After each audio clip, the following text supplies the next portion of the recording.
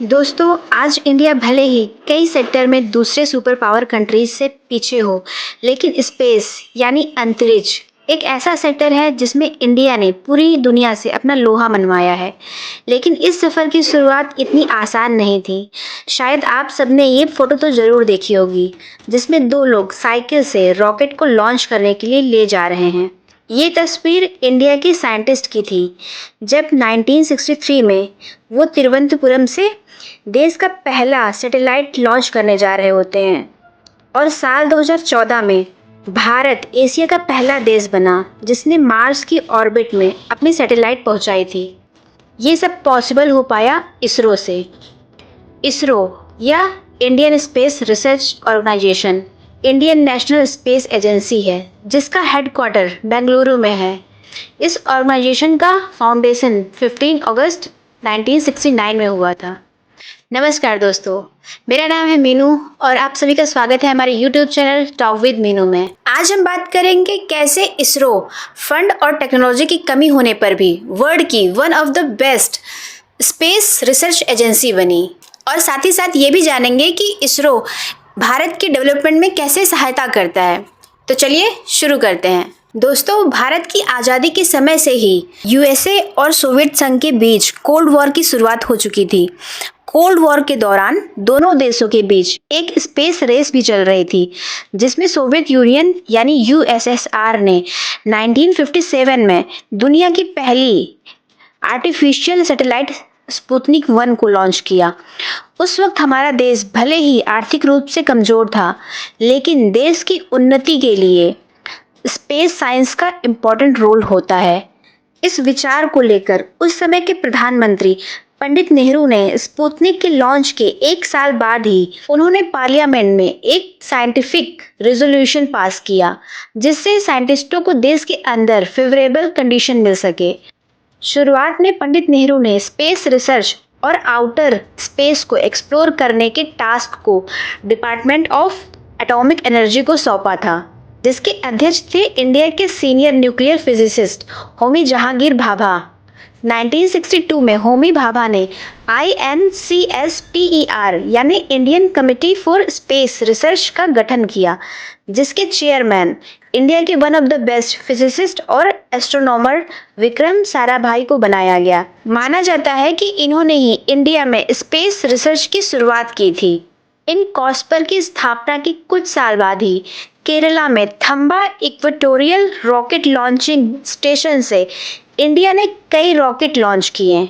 यहाँ पर गौर करने वाली बात यह भी है कि जब साराभाई ने भारत में स्पेस रिसर्च की शुरुआत की थी, उस समय भारत में ना ही कोई इंफ्रास्ट्रक्चर था और ना ही कोई स्पेस टेक्नोलॉजी। इसके अलावा भारत में 1962 में इंडो चाइना वार का सामना किया था, जिसकी वजह से हम अपने खाने के लिए भी आयात पर निर्भर थे। सोचिए कि जिस समय अपना देश अनाज की कमी से जूझ रहा था, उस वक्त पंडित नेहरू, होमी भाभा और साराभाई द्वारा स्पेस रिसर्च का सपना देखना किसी भी महत्वाकांक्षा से कम नहीं था। 1963 में साराभाई ने केरला के थंबा के पास SSTC मतलब space science and technology centre का गठन किया था, जिसका उद्देश्य रॉकेट सिस्टम और उसके रिसर्च के लिए था, जिससे हम अपनी सैटेलाइट अपनी बनाई गई रॉकेट द्वारा स्पेस में भेज सकें। इस तरह साराभाई और SSTC द्वारा PSLV और GSLV का बीज बोया गया। विक्रम साराभाई की लीडरशिप में इंडिया का स्पेस प्रोग्राम डेवलप करने लगा। उसके बाद 15 अगस्त 1969 में इंदिरा गांधी ने इन कॉस्पर को अपग्रेड करते हुए इसरो का गठन किया। इसरो के शुरुआती दौर में इसको डिपार्टमेंट ऑफ एटॉमिक एनर्जी के अंतर्गत रखा गया, पर 1972 में विक्रम साराभाई के इंस्टीट्यूट से गवर्नमेंट ने इसका अलग से विभाग बनाया, जिसको डायरेक्टली PM के अंडर रखा गया। इसरो ने USSR के इंटरकॉस्मोस के साथ मिलकर अपनी पहली सैटेलाइट आर्यभट्ट को 1975 में स्पेस में भेजा। उसके बाद इसरो ने अपने खुद के लॉन्च व्हीकल्स रॉकेट को बनाने में जोर शोर से लग गया। करीब 7 साल की कड़ी मेहनत के बाद इसरो ने अपनी सैटेलाइट लॉन्च व्हीकल यानी SLV डेवलप करने में कामयाब हुआ, जिसमें 1980 में डॉक्टर एपीजे कलाम की लीडरशिप में रोहिणी सीरीज 1 सैटेलाइट को अर्थ के ऑर्बिट में भेजा गया और यहीं से शुरुआत हुई इंडिया के नए सफर की, जिसके बाद इसरो ने medium lift launch vehicle, liquid fuel rocket engine, solid fuel rocket engine पर काम किया, जिससे जियो स्टेशनरी ऑर्बिट में भी सैटेलाइट पहुंचाई जा सके। उसके बाद इसरो ने multi band communication, radar imaging, optical imaging और मेट्रोलॉजिकल सैटेलाइट स्पेस में लॉन्च किए। वैसे तो इसरो ने अपनी स्पेस में पहचान बनानी शुरू कर दी थी, पर उसको वर्ल्ड रिकॉग्निशन मिला पीएसएलवी आने से। इसी की मदद से इंडिया ने चंद्रयान 1 को लॉन्च किया था। इसी मिशन में इंडिया ने मून पर पानी की खोज की थी।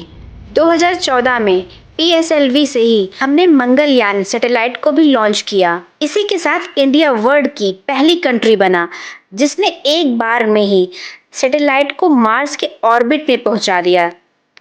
इसी पीएसएलवी से इसरो ने 2017 में एक साथ 104 सैटेलाइट को स्पेस में लॉन्च किया, जो अपने आप में एक वर्ल्ड रिकॉर्ड था।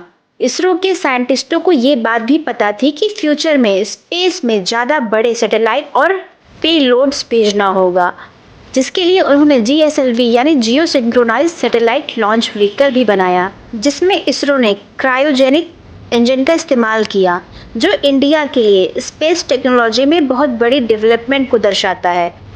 इसी से इसरो ने स्पेस में खुद का एक सैटेलाइट सिस्टम बनाया, जिसका नाम इनसैट यानी इंडियन नेशनल सैटेलाइट सिस्टम है, जिसमें telecommunication, broadcasting, wealth forecasting, disaster management में अहम भूमिका निभाई है। इन्हीं सैटेलाइट की मदद से इंडिया को नेविगेशन, नेशनल सिक्योरिटी, रिसर्च और बहुत सी हेल्प मिलती है। तो दोस्तों, ये रही इसरो की कहानी, जिसने अर्थ से फर्श तक का सफर पंडित नेहरू, होमी जहांगीर भाभा, साराभाई, एपीजे अब्दुल कलाम जैसे साइंटिस्टों द्वारा किया। इसरो यही नहीं बल्कि फ्यूचर टेक्नोलॉजीज पर भी आज काम कर रहा है, जैसे quantum communication system, humanoid robot जैसे प्रोजेक्ट पर काम कर रहा है। हम चाहते हैं कि इसरो और ऊंचाइयों को छुए। जय हिंद, नमस्कार।